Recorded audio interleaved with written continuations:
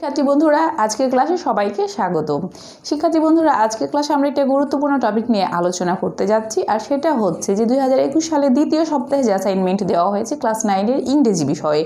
তো শিক্ষার্থী বন্ধুরা এখানে তোমাদেরকে বলা হয়েছে বেশ গুরুত্বপূর্ণ একটা টপিক, সো সিগনিফিক্যান্ট, যে তোমাকে হচ্ছে গিয়ে ফ্যাক্ট ফাইল বানাতে হবে। সেটা হচ্ছে গিয়ে বঙ্গবন্ধু শেখ মুজিবুর রহমান এর কয়েকটা তোমার ইউনিট দেওয়া আছে। তোমাদের ইউনিট 1-এর যে 4টা লেসন আছে সেখানের যেমন তোমার রয়েছে যে লেসন 1-এ আছে যে বঙ্গবন্ধু's ফ্যামিলি 1971 আছে, এরকম করে কিন্তু 4টা তোমার লেসনের আলোকে টোটাল বঙ্গবন্ধুর উপর একটা ফ্যাক্ট ফাইল বানাতে হবে। এখন ফ্যাক্ট ফাইলটা কি এই নিয়ে আমি কিন্তু একটা ভিডিও আপলোড করে দিয়েছি অলরেডি, তোমরা সেটা অবশ্যই দেখে নিবে।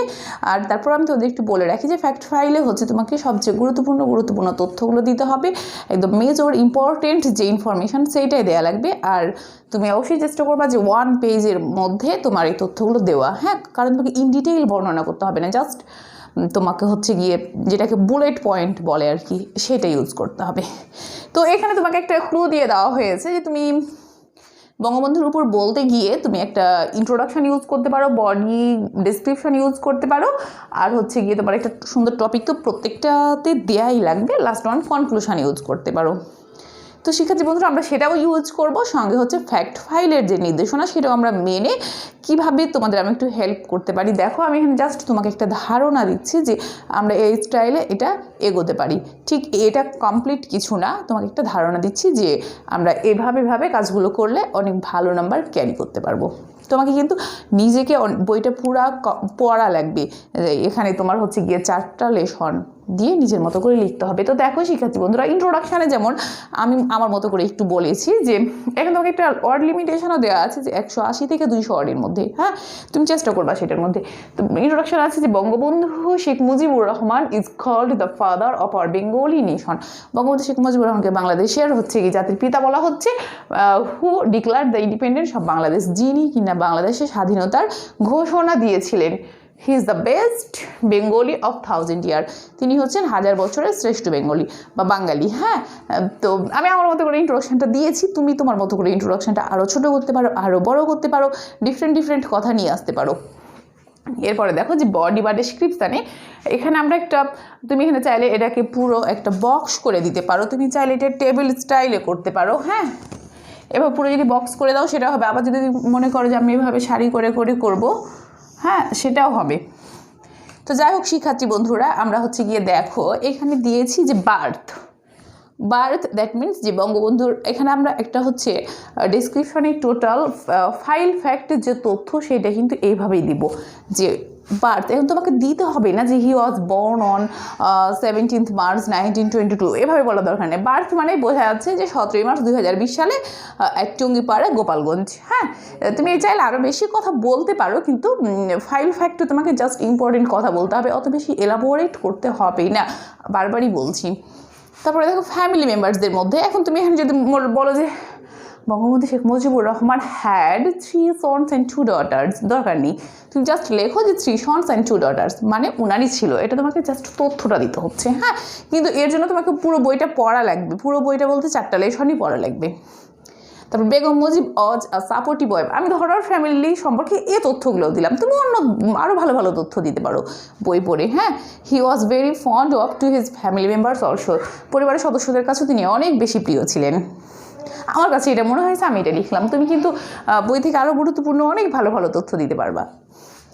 তারপরে দেখো যে লিবারেশন ওয়ারে বলা হচ্ছে যে লিবারেশন ওয়ার কিন্তু ওখানে ওনারা বলেননি, আমি জাস্ট আরেকটু এখানে পয়েন্ট বেশি করলাম আর কি, একটু তথ্য সমৃদ্ধ করার জন্য এটা করেছি যে declare the independence of Bangladesh, Bangladesh স্বাধীনতার ঘোষণা দিয়েছিলেন একটা পয়েন্ট। আরেকটা পয়েন্ট দিতে পারো যে ফেমাস স্পিচ অফ 7 মার্চ, মানে তিনি যে 7 মার্চের সেই অগ্নিঝরা ভাষণ দিয়েছিলেন সে বিষয়ে আমি বলতে যাচ্ছি। তুমি আরও বেশি কিছু বলতে পারো, অনেক কিছু বলতে পারো। যাই হোক তোমাকে খেয়াল করতে হবে যে 1 পেজের মধ্যে আমরা কমপ্লিট করব। তোমার হাতের লেখাতে যদি 1 পেজে একটু অসুবিধা হয় সেক্ষেত্রে তুমি কম্পিউটার কম্পোজ করে নিতে পারো। তারপরে দেখো যে হোমকামিংয়ের বিষয়ে কি বলা হয়েছে। আসলে তিনি কেম ব্যাক করেছিলেন বাংলাদেশে from the prison of Pakistan, পাকিস্তানের জেলখানা থেকে 10 জানুয়ারি 1972 সালে। সে কথাটা আমি বলেছি যে হোমব্যাক সম্পর্কে আরও অনেক তথ্য রয়েছে, কীভাবে এসেছিলেন, কোন প্লেনে এসেছিলেন, লন্ডন হয়ে, ভারত হয়ে, তারপর বাংলাদেশে আসলেন, সব কিছু কিন্তু তুমি এখানে চাইলে জাস্ট পয়েন্টগুলো উল্লেখ করতেই পারো। তারপরে দেখো যে অ্যাট ইউএনে তিনি হচ্ছে গিয়ে তোমরা ইউনাইটেড নেশনে কী অবস্থানে ছিলেন, তিনি ছিলেন যে delivered speech at UN 25 September 1974। 1974 সালের 25 সেপ্টেম্বরে তিনিও সেখানে কী করেছিলেন, বাংলায় ভাষণ দিয়েছিলেন জাতির উদ্দেশ্যে। তারপরে হয়েছিল কি, তার কয়েক সপ্তাহ পরেই ইউএনের সদস্য হচ্ছে গিয়ে বাংলাদেশ হতে পেরেছিল। যাই হোক, হ্যাঁ। তারপরে দেখো যে রিলেশন উইথ আদার কান্ট্রিজ, অন্যান্য দেশের সঙ্গে তার রিলেশনটা আমি দিয়েছি মেইনটেইন গুড রিলেশন। তুমি আরও ভালো ভালো কথা ইউজ করতে পারো, যে বিভিন্ন সংস্থা, বিভিন্ন দেশ, সব কিছুরই সঙ্গে তিনি একটা ভালো সম্পর্ক মেইনটেইন করতে পেরেছিলেন। হ্যাঁ, তো যাই হোক, তুমি যদি সুযোগ পাও, জায়গা থাকে, সময় পাও, তাহলে অবশ্যই আরও বেশি তথ্য ইনক্লুড করবে। তারপর কনক্লুশনে আমি জাস্ট বলতে যাচ্ছি যে we will ever remember Bangabandhu Sheikh Mujibur Rahman. আমরা বঙ্গবন্ধু শেখ মুজিবুর রহমানকে সারা জীবন স্মরণ করবো, আমরা যারা বাঙালি, তাই না?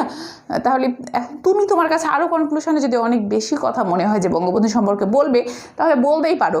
তো শিক্ষার্থী বন্ধুরা, তুমি লাস্ট ওয়ান কিছু চাইলে যে এরকম ইমেজগুলো রয়েছে কিন্তু, হ্যাঁ, যে তুমি এই যে বইয়ের যে ছবিগুলো আছে, এটা চাইলে ড্রয়িং করে কালার করতে পারো, চাইলে প্রিন্ট করে ওখানে কাট করে পেস্ট করে দিতেও পারো আর কি। হ্যাঁ, তো যাই হোক শিক্ষার্থী বন্ধুরা, এভাবে আমরা কিন্তু বিভিন্ন তোমার হচ্ছে গিয়ে ইমেজও ইউজ করতেই পারি। তো শিক্ষার্থী বন্ধুরা, এই ছিল আমাদের এই অ্যাসাইনমেন্ট সম্পর্কে তোমাদেরকে আমার তরফ থেকে একটু হেল্প করা। আল্লাহ হাফিজ।